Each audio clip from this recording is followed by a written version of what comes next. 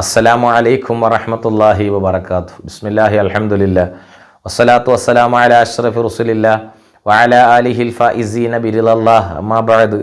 പ്രിയമുള്ള മുഅ്മിനീങ്ങളെ, കഴിഞ്ഞ ശനിയാഴ്ച രാത്രി ആ മണ്ണാർക്കാടുകാരൻ മൻസൂർ ഉണ്ടല്ലോ, അദ്ദേഹത്തിൻ്റെ ഉറക്കം നഷ്ടപ്പെട്ട രാത്രിയായിരുന്നു.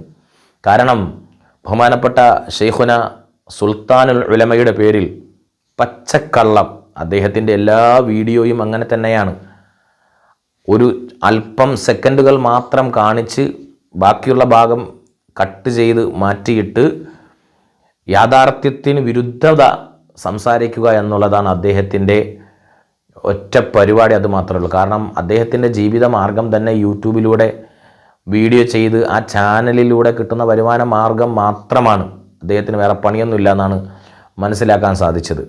നമുക്കങ്ങനെയല്ല. നമ്മുടെ ജീവിതമാർഗം എന്ന നിലയിലല്ല നമ്മൾ യൂട്യൂബിൽ വീഡിയോ ചെയ്യുന്നത്. ഇദ്ദേഹത്തെ പോലെയുള്ളവർ വിവരക്കേട് യൂട്യൂബ് ചാനലുകളിൽ കയറിയിരുന്ന് പറയുമ്പോൾ എന്നെപ്പോലെയുള്ള മുത്തഅല്ലിമീങ്ങൾ ഇതിനൊക്കെ മറുപടി പറഞ്ഞാൽ മതി. വലിയ വലിയ ഉസ്താദുമാരുടെ ക്ലിപ്പെടുത്തിട്ടാലേ തൻ്റെ വീഡിയോയ്ക്ക് എന്തിട്ടുള്ളൂ, റീച്ച് കിട്ടുള്ളൂ. അതിലൊരു യാഥാർത്ഥ്യവും ഇല്ല എന്ന് നമ്മൾ മനസ്സിലാക്കണം. ബഹുമാനപ്പെട്ട സുൽത്താനുൽ ഉലമയും എ പി ഉസ്താദ്, അങ്ങനെ പ്രമുഖരായ സുന്നത്തുൽ ജമാഅത്തിൻ്റെ വലിയ വലിയ ഉസ്താദുമാരുടെ പേരിൽ എന്തെങ്കിലും കള്ളം പ്രചരിപ്പിച്ചാലല്ലേ വീഡിയോയ്ക്ക് റീച്ചും ലൈക്കും അതിലൂടെ പൈസയൊക്കെ കിട്ടുള്ളൂ. ഈ ഒരൊറ്റ ലക്ഷ്യം മാത്രമേ യഥാർത്ഥത്തിൽ മൻസൂർ അലിക്കുള്ളൂ. അപ്പോൾ സുൽത്താനുൽ ഉലമയുമായി ബന്ധപ്പെട്ടൊരു വീഡിയോ ചെയ്തപ്പോൾ അത് ചോദ്യം ചെയ്യാൻ വേണ്ടി ഞാൻ വിളിച്ചതാണ്. അത് ചോദ്യം ചെയ്യാൻ വേണ്ടി വിളിച്ചു. പള്ളിയിൽ ഇമാമത്തിന് സമയമായപ്പോൾ ഞാൻ പോയിട്ട് വന്ന് വിളിക്കാമെന്ന് പറയുകയും ചെയ്തു. സാഹചര്യം അതിന് പറ്റാത്തത് കൊണ്ട് എനിക്ക് കഴിഞ്ഞില്ല. പിന്നീട് നല്ല ഒരു ദീർഘമായ സമയം എനിക്കതിന് വേണമെന്ന് ഇദ്ദേഹവുമായി സംസാരിച്ചപ്പോൾ എനിക്ക് മനസ്സിലായതുകൊണ്ട് അങ്ങനെ ഒരു സമയം കിട്ടിയതിന് ശേഷം വിളിക്കാമെന്ന് തീരുമാനിക്കുകയും ചെയ്തതാണ്. അപ്പോൾ ഞാൻ തിരിച്ച് വിളിക്കാത്തത് കൊണ്ടുള്ള സന്തോഷത്തിൽ അദ്ദേഹം എന്ത് ചെയ്തു, ഞാൻ സംസാരിച്ച ഫോൺ കോള് അദ്ദേഹത്തിൻ്റെ യൂട്യൂബ് ചാനലിൽ അപ്ലോഡ് ചെയ്തു എന്നുള്ളതാണ് യാഥാർത്ഥ്യം.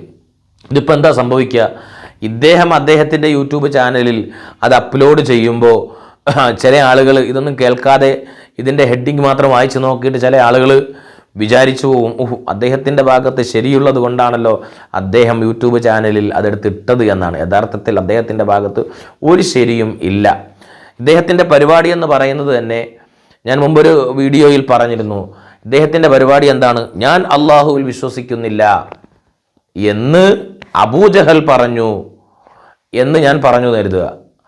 ഇതിൽ ഞാൻ അള്ളാഹുവിൽ വിശ്വസിക്കുന്നില്ല എന്ന ഭാഗം മാത്രം എടുത്ത് ഇദ്ദേഹത്തിൻ്റെ ചാനലിൽ ഇടും.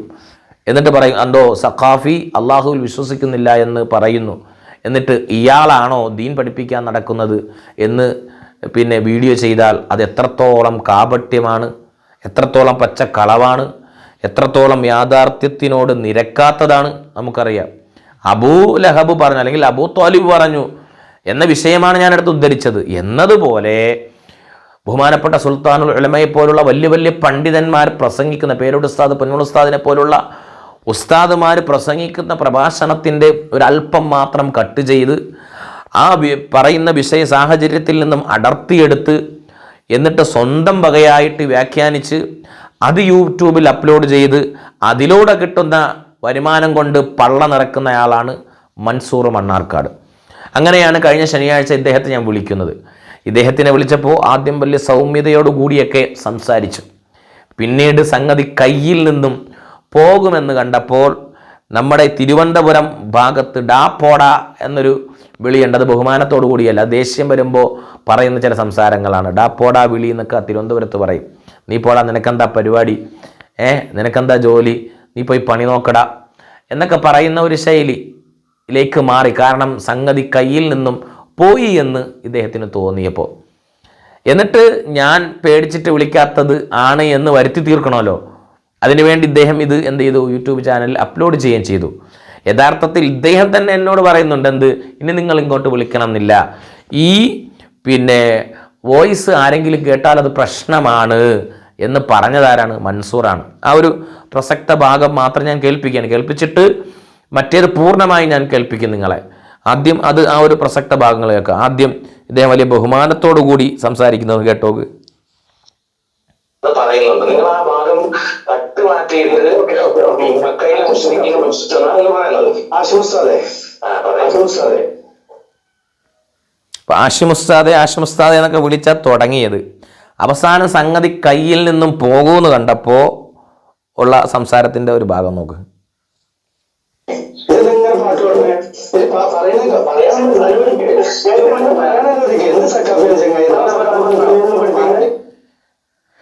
അപ്പൊ ഇജ്ജെന്താ ചങ്ങായി സംസാരിക്കാൻ വിടും, പാട്ട് പാടുക എന്നൊക്കെ പറഞ്ഞിട്ട് അദ്ദേഹത്തിൻ്റെ ആ കയ്യിൽ നിന്ന് പോയി എന്ന് കണ്ടപ്പോൾ അയാളത്തിൻ്റെ സംസാരത്തിൻ്റെ രൂപവും ശൈലിയൊക്കെ മാറി.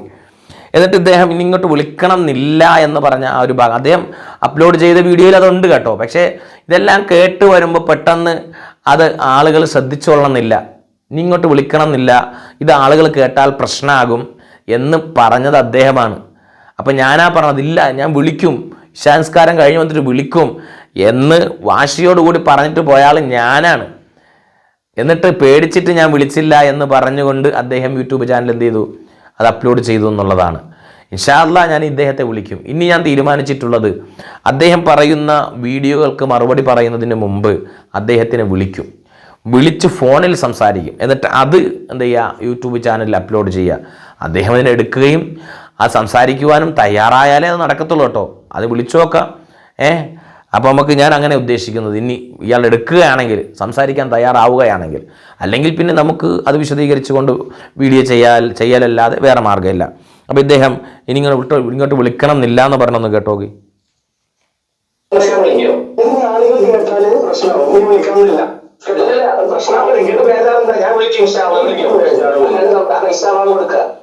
ഉണ്ടോ, ഇശാബാങ്ക് കൊടുക്കുകയാണ്, ഇൻഷാ അല്ലാഹ് ഞാൻ വിളിക്കും എന്ന് പറഞ്ഞിട്ടാണ് ഞാൻ എന്ത് ചെയ്യുന്നത്, ഫോൺ കോൾ കട്ട് ചെയ്തിട്ട് പോകുന്നത്. സാഹചര്യം പിന്നെ പറ്റാത്തത് കൊണ്ട് ഞാൻ തിങ്കളാഴ്ച വിളിച്ചില്ല.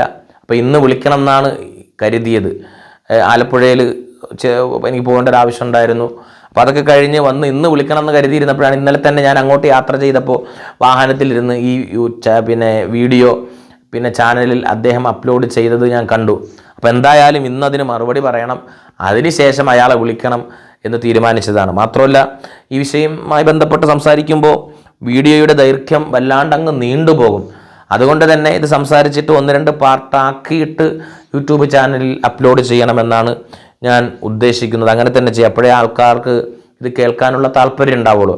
അപ്പോൾ ആ വീഡിയോ, ആ സംസാരം അതെല്ലാവരും ഒന്ന് കേൾക്കുക. അദ്ദേഹത്തിൻ്റെ ചാനലിൽ അപ്ലോഡ് ചെയ്തത് തന്നെ ഞാൻ എന്ത് ചെയ്യുന്നു, നിങ്ങളെ കേൾപ്പിക്കുകയാണ്. അപ്പോൾ അത് അദ്ദേഹം നമ്മളെന്താ സംസാരിച്ചത്, അപ്പോൾ ചില ഭാഗങ്ങളിൽ ചില വിശദീകരണങ്ങൾ നൽകേണ്ടതുള്ളത് കൊണ്ട് ഞാൻ അവിടെ ചില വിശദീകരണങ്ങൾ നൽകും. അപ്പോൾ ഇതൊന്ന് കേട്ട് നോക്കാം.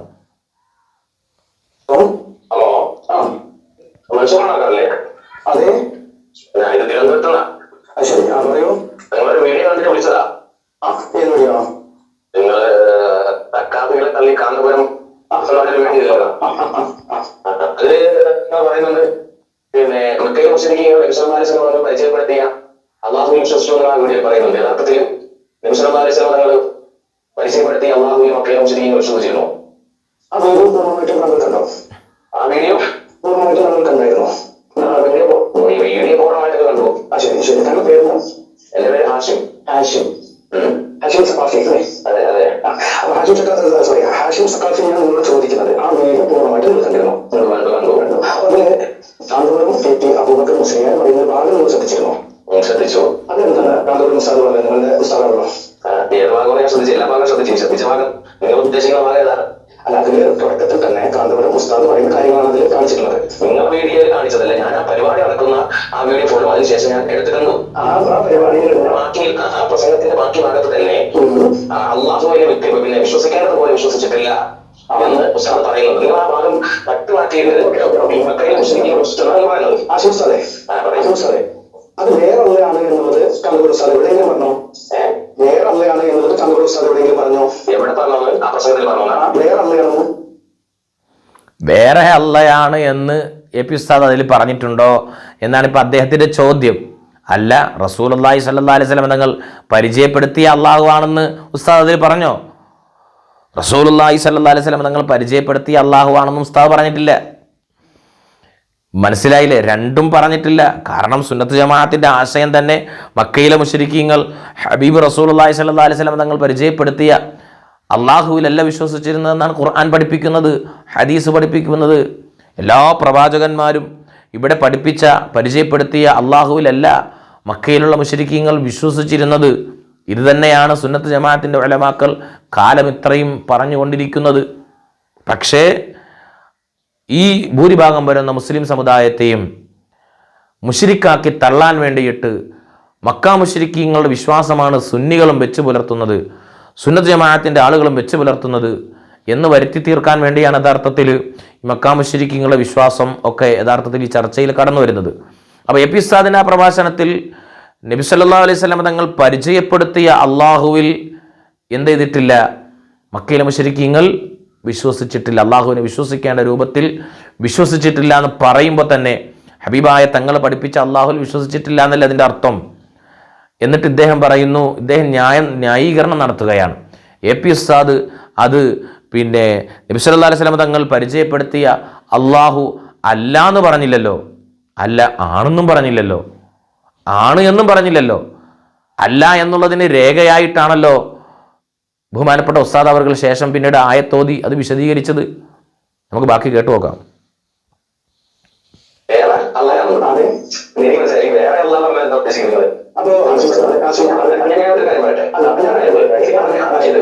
അതായത് വിഷയം പറയാം. അതായത് ഏകദേശം മതം ആൾക്കാർ മുസ്ലിം ആവട്ടെ അല്ലാത്തവരാകട്ടെ, പിന്നെ ഏകദേശം മതത്തിന്റെ ആളുകളും ഈ പ്രപഞ്ചം സൃഷ്ടിച്ച ശക്തി ഉണ്ടെന്ന് വിശ്വസിക്കുന്നവരാണ്. അതെ, അവർക്ക് അവരുടെ പിന്നെ എന്താ പറയാ ആ ഒരു ശക്തിക്ക് പല പേരുകളും വിളിക്കുന്നുണ്ട്.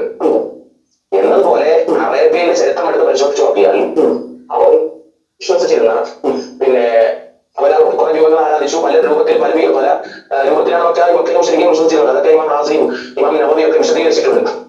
ഹദീസിന്റെ ഗ്രന്ഥങ്ങൾ വിശദീകരിച്ചു. വ്യത്യസ്തങ്ങളായ വിശ്വാസങ്ങൾ മക്കാം ശരിക്കും വെച്ച് പുലർത്തിയിരുന്നു. അള്ളാഹുവിന് മക്കൾ ഉണ്ടായിരുന്നു, അത് മലക്കൾ അള്ളാഹുവിന്റെ പെൺമക്കളായിരുന്നു, അത് പല രൂപത്തിലുള്ള വിശ്വാസങ്ങൾ വെച്ച് പുലർത്തിയിരുന്നു. ഓക്കെ, എന്നിട്ട് അവർ വിശ്വസിച്ചിരുന്ന പ്രപഞ്ചം സൃഷ്ടിച്ച ഒരു ശക്തി ഉണ്ട് എന്നും അവർ വിശ്വസിച്ചിരുന്നു. ശരി, അവർ അതിന് അള്ളാഹുവിന്റെ പേര് കൊടുത്തിരുന്നു. തീർച്ചയായിട്ടും അതുകൊണ്ട് നബി സല്ലല്ലാഹു അലൈഹി വസല്ലം തങ്ങൾ പിന്നെ പരിചയപ്പെടുത്തിയ അള്ളാഹുവിലാണ് പിന്നെ മക്കയിലുള്ള മുശ്രിക്കീങ്ങൾ പിന്നെ വിശ്വസിച്ചിരുന്നതെന്ന് കിട്ടോ? ചോദിച്ചോട്ടെ. അപ്പൊ ഞാൻ കൃത്യമായി ചോദിച്ചു, ഈ പ്രപഞ്ചത്തെ സൃഷ്ടിച്ച ഒരു ശക്തി ഉണ്ട് എന്ന് മക്കയിലുള്ള മുശ്രിക്കീങ്ങൾ വിശ്വസിച്ചു, അതിന് അള്ളാഹു എന്നൊരു പേര് കൊടുത്തു എന്നതുകൊണ്ട് ഹബീബായ റസൂലുള്ളാഹി സ്വല്ലല്ലാഹു അലൈഹി വസല്ലം തങ്ങൾ പരിചയപ്പെടുത്തിയ ഖുർആൻ പരിചയപ്പെടുത്തിയ പരിശുദ്ധ ദീനുൽ ഇസ്ലാം പരിചയപ്പെടുത്തിയ അള്ളാഹുവിലാണ് മക്കയിലുള്ള മുശ്രിക്കീങ്ങൾ വിശ്വസിച്ചിരുന്നത് എന്ന് അതിൽ നിന്നും കിട്ടുമോ എന്നാണ് ഞാൻ ചോദിച്ചത്. യഥാർത്ഥത്തിൽ പ്രാമാണികരായ ഒരു പണ്ഡിതന്മാരുടെയും ഉദ്ധരണിയോ രേഖയോ ഖുർആനായത്തോ ഹദീസോ ഒന്നും ഈ വഹാബികൾ പറയുന്നതിന് അവർക്ക് രേഖയായിട്ടില്ല. അവരെല്ലാം സ്വന്തം വകയായിട്ട് വിശദീകരണം നടത്തുന്നതാണ്. യഥാർത്ഥത്തിൽ ഇദ്ദേഹം ഖുർആനാണെന്ന് പറയുന്നത് തന്നെ ആരോ എഴുതി വെച്ച പരിഭാഷ വായിക്കുകയാണ്. ആരോ എഴുതി വെച്ച പരിഭാഷ വായിച്ചതിന് ശേഷം അത് ഖുർആനാണെന്ന് അദ്ദേഹം പറയുകയാണ്. എന്നിട്ട് അദ്ദേഹത്തിൻ്റെ സ്വന്തം വകയായിട്ടോ അല്ലെങ്കിൽ അദ്ദേഹത്തിന് ആരോ എഴുതി കൊടുത്ത് പറ്റിച്ച ആ കുറിപ്പിൻ്റെ അടിസ്ഥാനത്തിലോ അദ്ദേഹം വ്യാഖ്യാനിക്കുകയാണ്. ഇതിൻ്റെയൊക്കെ പരിണിതി ഭാവിയിൽ ഇദ്ദേഹം അനുഭവിക്കേണ്ടി വരും. ഒരു വിഷയത്തെക്കുറിച്ച് പരിശുദ്ധമായ ഖുർആൻ വിവരമില്ലാതെ വിശദീകരിച്ചാൽ അവൻ നരകത്തിലാണെന്ന് ഹബീബ് റസൂലുള്ളാഹി സല്ലല്ലാഹു അലൈഹി വസല്ലം തങ്ങൾ പഠിപ്പിച്ചിട്ടുള്ളതാണ്. അപ്പോൾ ഒരു ഖുർആൻ ആയത്ത് ഓതിയിട്ട് അതിൻ്റെ ആശയം എന്താണ് എന്ന് നോക്കേണ്ടത് അത് മഹാന്മാരായ മുഫസ്സിരീങ്ങൾ എന്തു പറഞ്ഞു എന്നുള്ളതാണ്. അവർ ഖുർആൻ ആയത്തിൻ്റെയും ഹദീസിൻ്റെയും അടിസ്ഥാനത്തിലാണ് ഖുർആൻ വിശദീകരിക്കുക. ഇദ്ദേഹത്തെ പോലെ ഖുർആൻ ദുർവ്യാഖ്യാനം ചെയ്യുകയല്ല ചെയ്യുന്നത്, സ്വന്തം വകയായിട്ട് വിശദീകരിക്കുകയല്ല ചെയ്യുന്നത്. ആ ഇമാമിയങ്ങളൊക്കെയും വളരെ കൃത്യമായി എല്ലാം രേഖപ്പെടുത്തി വെച്ചിട്ടുണ്ട് അവരുടെ കിതാബുകളിൽ. ഖുർആനായത്തും ഹദീസും ഇതിൻ്റെ അടിസ്ഥാനത്തിലെല്ലാം മഹാന്മാരായ ഇമാമിയങ്ങൾ വിശദീകരിച്ചിട്ടുണ്ട്. അതുകൊണ്ട് തന്നെ അവരാരും പരിശുദ്ധമായ ഖുർആനിലെ ഒരു ആയത്ത് വിശദീകരിച്ചിട്ടും അല്ലെങ്കിൽ ഏതെങ്കിലും ഒരു ഹദീസ് വിശദീകരിച്ചിട്ട് ഇന്നേതുവരെ മക്കയിലുള്ള മുശ്രിക്കീങ്ങൾ അഷ്റഫുൽ ഖൽഖ് റസൂലുള്ളാഹി സ്വല്ലല്ലാഹു അലൈഹി വസല്ലം തങ്ങൾ പരിചയപ്പെടുത്തിയ അള്ളാഹുവിലാണ് വിശ്വസിച്ചിരുന്നത് എന്ന് ഈ ആയത്തിൻ്റെ അടിസ്ഥാനത്തിൽ തെളിവാണ്, അല്ലെങ്കിൽ ഈ ആയത്ത് തെളിവാണ്, അല്ലെങ്കിൽ ഈ ആയത്തിൻ്റെ അടിസ്ഥാനത്തിൽ നമുക്കത് മനസ്സിലാക്കാൻ കഴിയുമെന്ന് ലോകത്ത് പ്രാമാണികരായ ഒരു മുഫസ്സിരീങ്ങളും പറഞ്ഞിട്ടില്ല, ഒരു മുഹദ്ദിസീങ്ങളും പറഞ്ഞിട്ടില്ല, ഒരു പണ്ഡിതന്മാരും വിശദീകരിച്ചിട്ടില്ല. പിന്നെ വഹാബികൾ അതൊക്കെയും സ്വന്തം പോക്കറ്റിൽ നിന്നും എടുത്ത് വിശദീകരിക്കുന്ന വിശദീകരണം മാത്രമാണ്. ബഹുമാനപ്പെട്ട ഇമാം ഈ വിഷയത്തിൽ ഞാൻ അദ്ദേഹത്തിന് തെളിവായി ഉദ്ധരിച്ചത് ഇമാം നവവി റഹിമഹുല്ല പറഞ്ഞൊരു വിശദീകരണമായിരുന്നു. ഇമാം നവവി റളിയല്ലാഹു അൻഹു തൻ്റെ സ്വഹീഹ് മുസ്ലിമിൻ്റെ ശറഹിൽ വളരെ കൃത്യമായി മഹാനവറുകൾ പറഞ്ഞു, മക്കാ മുശ്രിക്കീങ്ങളുടെ വിവിധങ്ങളായ വിഷയങ്ങൾ, വിശ്വാസങ്ങൾ വിശദീകരിച്ചിട്ട് ശേഷം പറഞ്ഞു, ഫമഅബൂദുഹുമുല്ലദീ അബദു ലൈസ ഹുവല്ലാ, അവർ ആരാധിച്ചു പോന്നിരുന്ന ആരാധ്യവസ്തു അത് അല്ലാഹു അല്ല, അല്ലാഹുവിനെ അല്ല അവർ ആരാധിച്ചിരുന്നത്. വഇൻ സമ്മൗ ബിഹി, അവർ അല്ലാഹ് എന്നതിന് പേര് കൊടുത്തിട്ടുണ്ടെങ്കിലും അവർ യഥാർത്ഥ അല്ലാഹുവിനെ അല്ല, ഹബീബായ റസൂലുള്ളാഹി സ്വല്ലല്ലാഹു അലൈഹി വസല്ലമ തങ്ങൾ പരിചയപ്പെടുത്തിയ അല്ലാഹുവിലല്ല വിശ്വസിച്ചിരുന്നത് എന്ന് ഇമാം നവവി റഹിമഹുല്ല പറയുകയാണ്. ഇതാണ് ഞാൻ അദ്ദേഹത്തിൻ്റെ അടുത്ത് ചോദിച്ചത്, അല്ല മൻസൂറെ നീ പറയുന്നത് അംഗീകരിക്കണമോ, അതല്ല ഇമാം നവവി പറയുന്നത് അംഗീകരിക്കണമോ? ഇദ്ദേഹം ആരോ എഴുതി കൊടുത്ത പരിഭാഷ വായിച്ചിട്ട് അദ്ദേഹത്തിൻ്റെ സ്വന്തം വകയായിട്ട് വിശദീകരിക്കുകയാണ്. ഇതൊക്കെ വിശദീകരിച്ചു തന്ന പൂർവ്വസൂരികളായ ഇമാമീങ്ങളുണ്ട്. ഇദ്ദേഹത്തിൻ്റെ പരിപാടി എന്താണെന്നറിയോ? ഇമാമീങ്ങളെയൊക്കെ നിസ്സാരപ്പെടുത്തുക. ഷാഫി ഇമാമിനെ പോലുള്ള ഇമാമീങ്ങളെയൊക്കെ തള്ളിപ്പറയാൻ വേണ്ടി എന്തു വേണം? ഓരെ നിസ്സാരപ്പെടുത്തണം, ഓരെ ഇൽമിനെ ചെറുതാക്കി കാണിക്കണം. അങ്ങനെ ചെറുതാക്കി കാണിച്ചാൽ മാത്രമാണല്ലോ പിന്നെ സ്വന്തം വകയായിട്ട് വിശദീകരിക്കാൻ പറ്റുള്ളൂ. ഇവിടെ ക്രിസ്ത്യാനികളിൽപ്പെട്ടവരും മറ്റു പിഴച്ച വിഭാഗക്കാരൊക്കെയും ഖുർആൻ ആയത്ത് തന്നെയാണ് ഓതുന്നത്, എന്നിട്ട് സ്വന്തം വകയായിട്ട് വ്യാഖ്യാനിക്കുന്നു എന്ന് മാത്രമേ ഉള്ളൂ. നിങ്ങൾ നോക്ക്, പരിശുദ്ധമായ ഖുർആൻ സൂറത്ത് യൂനുസിൻ്റെ 36-ാമത്തെ ആയത്ത്, വമാ യത്തബിഉ അക്സറുഹും ഇല്ലാ ളന്ന, സൂറത്ത് യൂനുസിൻ്റെ ആയത്ത് 36-ാമത്തെ ആയത്ത്. ഈ ആയത്ത് വിശദീകരിച്ചുകൊണ്ട് ഇമാം റാസി റഹിമഹുല്ല പറയുകയാണ്, വമാ യത്തബിഉ അക്സറുഹും ഫി ഇഖ്റാരിഹിം ബില്ലാഹി തആല ഇല്ലാ ളന്ന, അല്ലാഹു ഉണ്ട് എന്ന് അവരിൽ അധികം ആളുകളും അവരുടെ ഒരു ധാരണയുടെ അടിസ്ഥാനത്തിൽ, ഒരു ഊഹത്തിൻ്റെ അടിസ്ഥാനത്തിലാണ് അവർ അള്ളാഹുവിനെ പിന്നെ അംഗീകരിക്കുന്നത്. അള്ളാഹുവിനെ സമ്മതിക്കുന്നത്, അള്ളാഹു ഉണ്ട് എന്നൊക്കെ അവർ അംഗീകരിക്കുന്നത് വെറും ഒരു ഊഹത്തിൻ്റെ അടിസ്ഥാനത്തിലാണ്, അല്ലാതെ അവർക്ക് വിശ്വാസമുണ്ടായിട്ടല്ല. ഊഹത്തിനെ മാത്രമാണ് ആ വിഷയത്തിൽ അവർ പിൻബലമാക്കിക്കൊണ്ട് നടക്കുന്നത്.